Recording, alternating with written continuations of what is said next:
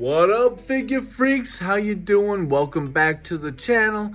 Doing another action figure review. Today we're doing GIJoe Classified series number 167, Dreadnought Monkey Wrench. Coming around the side of the box, we got a little artwork there, and we got the QR code as well as the asset symbols.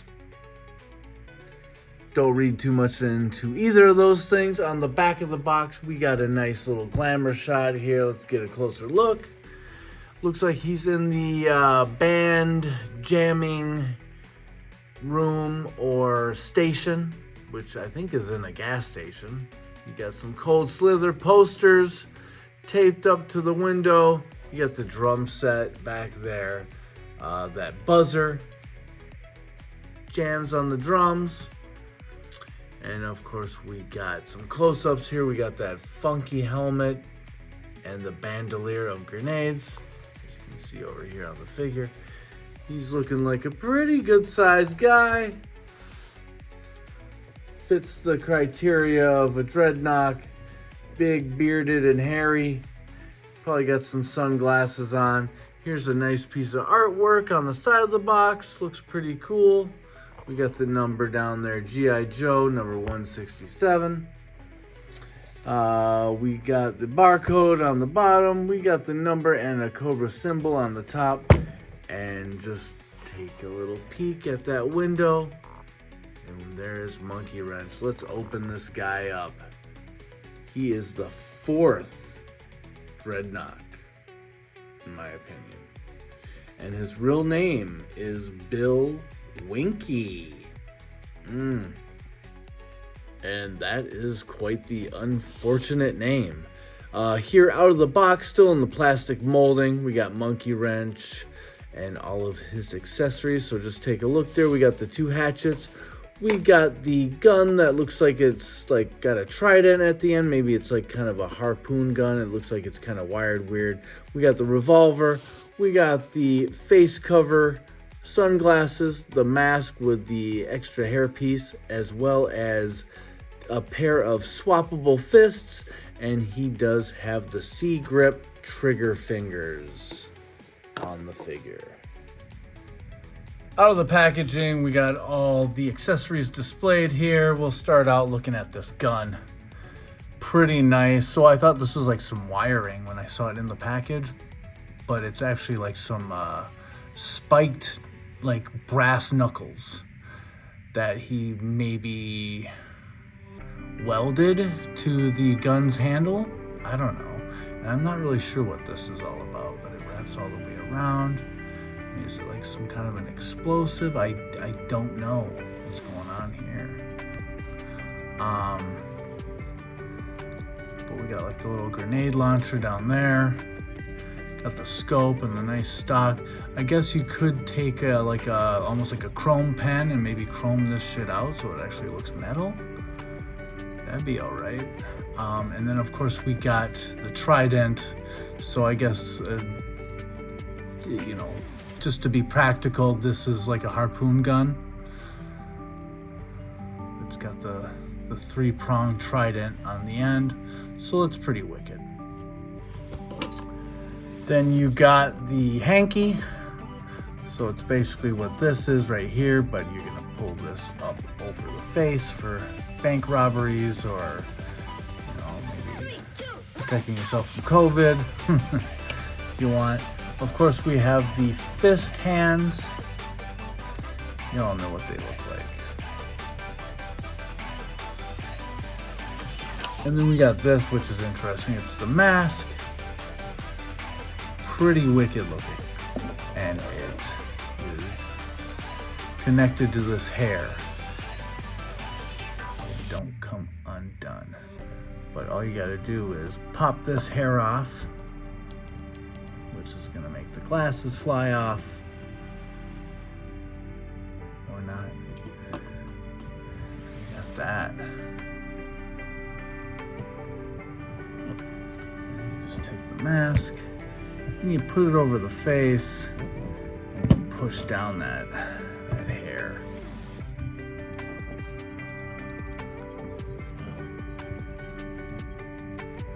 So it looks pretty cool.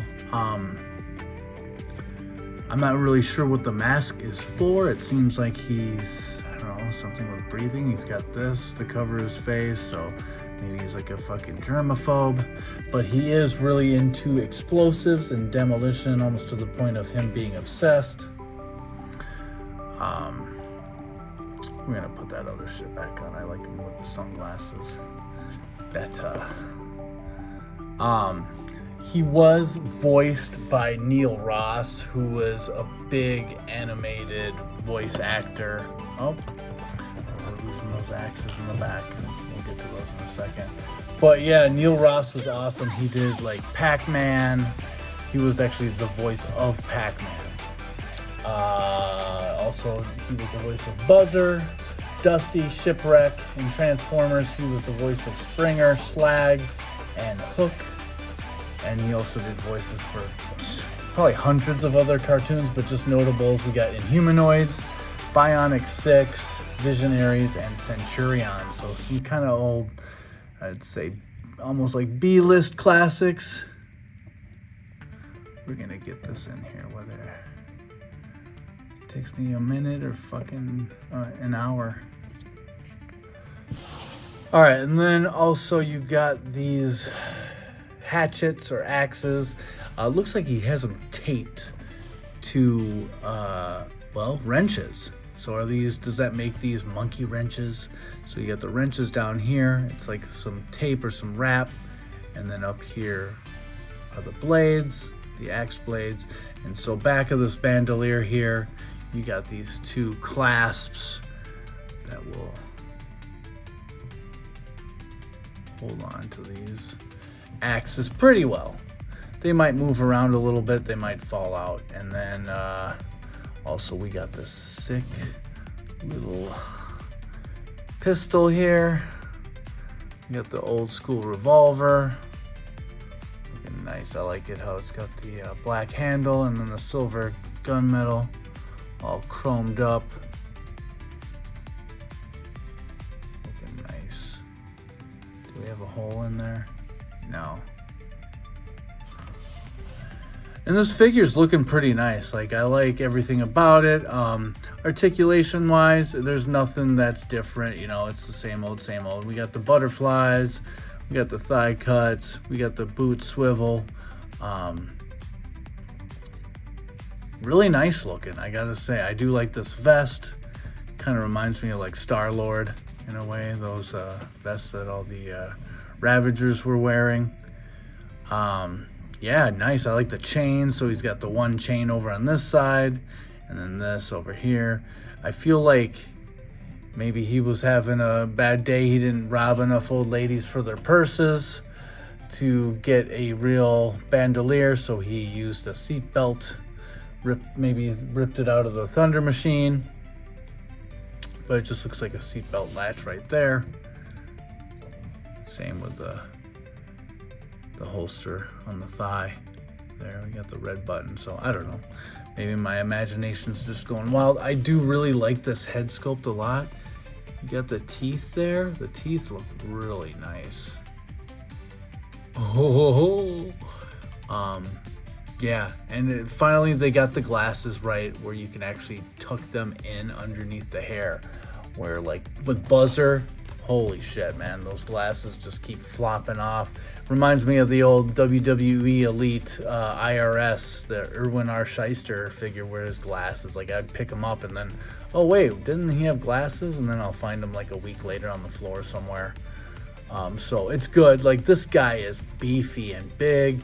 The head sculpt is great. I don't mind the whole hair switcheroo thing. That's fine. The weaponry is cool. I don't think I'm going to display him with this, but it's interesting to me. But I just like showing the face, you know, that's how I know him, you know. And I think if you put this on, people are going to be like, who the fuck is that? And you leave it like this and they'll be like, oh, it's Monkey Wrench. So probably leave this behind too. No need to cover the face, but of course he's got to hold this thing. So he was voiced by Neil Ross in the GIJoe Real American Hero cartoon. I'll flash a little pic of him right now.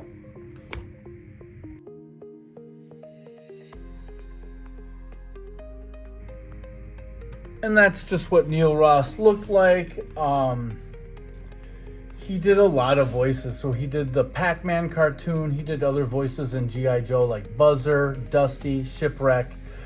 He did some voices in the Transformers animated show, Springer, Slag, and Hook, amongst others. And then just some notable, I would call them B-list cartoons that I really liked.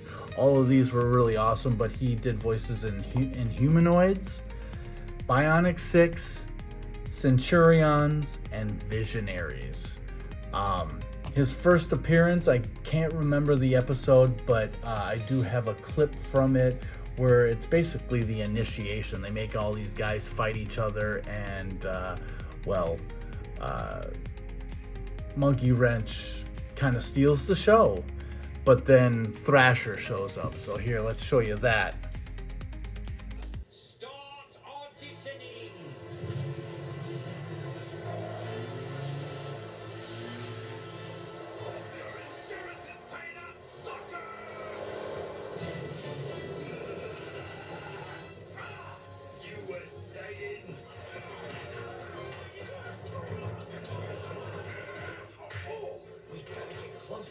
We will.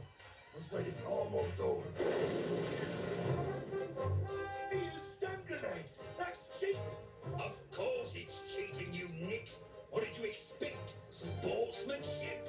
All right, fellow. What's your name? You can call me Monkey Wrench. Me hobbies are heavy metal, unprovoked mayhem, and explosions. Loud explosions.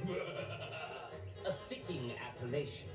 Welcome to the Dreadnought. I believe you are All right, we're gonna quick run through the articulation. So the head has some pretty good movement, I guess. I mean, with the hair and the hanky and everything that's going on here, it's excusable that his neck and head doesn't move around all that much. But there's the shoulder, back down. Flip all the way around. We got that double jointed elbow, pinless. We got the pivot and the twist on the wrist there, I think. Yep. So the pivot is down here at the base of the palm instead of on the palm. We got the stomach crunch. We got the swivel at the waist as well as pivot at the waist. We got those nice hips. Pretty good splits there. We got the thigh cut, double jointed knee,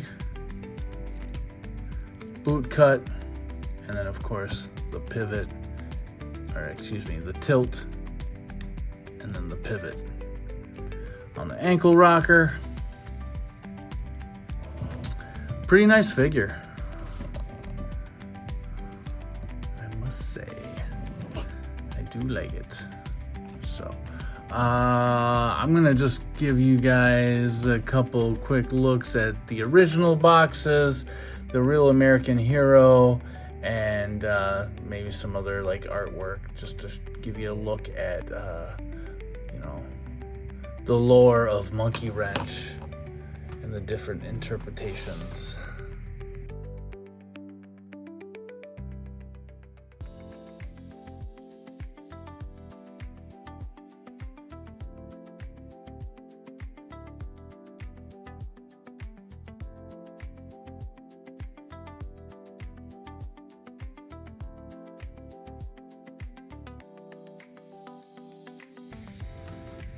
All right, let's finish this review up. We're gonna do comparisons here in a moment, but first let's measure Mr. Monkey Wrench. He is at exactly 6.5 inches. Good sized guy, he's kind of a beast. He looks way thicker and taller than I would say most of these Dreadnoughts, except for maybe Road Pig. But yeah, let's do some comparisons here. We're just gonna bring out all the Dreadnoughts. See how many we can fit here. All right, we got the whole gang right here. That is a lot of dreadnoks, to be sure. We got, we're rolling about 9 deep, not including the animals. We got Clyde, the warthog.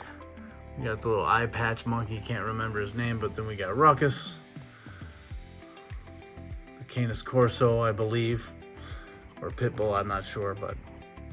And then, of course, we got our superstar of the day, Monkey Wrench, and behind him we got Nagahide, we got Buzzer, Zartan, Ripper, Torch, Zatara, Xandar, and Road Pig. So, pretty good group. I don't know if they'll ever finish this group. You know, there's a lot of other characters as well as vehicles. Like, I still want the Thunder Machine. I think that's a must. The Swamp Fire, which is a pretty cool flying vehicle. It's like a flying boat, I think. And then, of course, the little jet ski that Zartan came with back in the Real American Hero. I can't remember the name of it. It was like the Swamp Ski or some shit like that. But that vehicle was dope. And you know we're going to get that with a new Zartan. I mean, come on. We got to get it. So, yeah. Some other characters, I guess. Thrasher, I would assume, is the next logical step. And just to name off a few, we got Burnout, Crusher, Heart Wrencher, who is a female. We got Zanzibar, Zanya, who's the daughter of Zartan, Machete, Chop Shop, and there's a whole lot more. There's like Clyde and all these like family members, so it could go on and on forever. So Monkey Wrench, I'm giving him a 7. We'll go with 7. He's a nice figure. I would say, you know, it's always the newest is the best. And, you know, when Road Pig came out, I was all high on him. When Torch came out, I was pretty high on him. Xandar is fucking the shit. I love that figure. Buzzer, not so much. And Zartan's like, meh. I really hope they come out with a new and improved Zartan. But Monkey Wrench, we got him sitting at a 7. Very nice figure. I mean, he just looks great, honestly. Nice weapons. Aesthetics are great. The paint's great. Just all the little, like, details, you know, like the red, wrappings down here and the rips and holes in the jeans. The buckle, like, everything is really nice on this figure. And he's kind of a big boy. Bring Road Pig here to see how he compares. I would always get Monkey Wrench and Torch kind of mixed up, and now it's like, I don't know, Ripper's kind of, I don't know. When I was younger, I was like, wait, which one is that?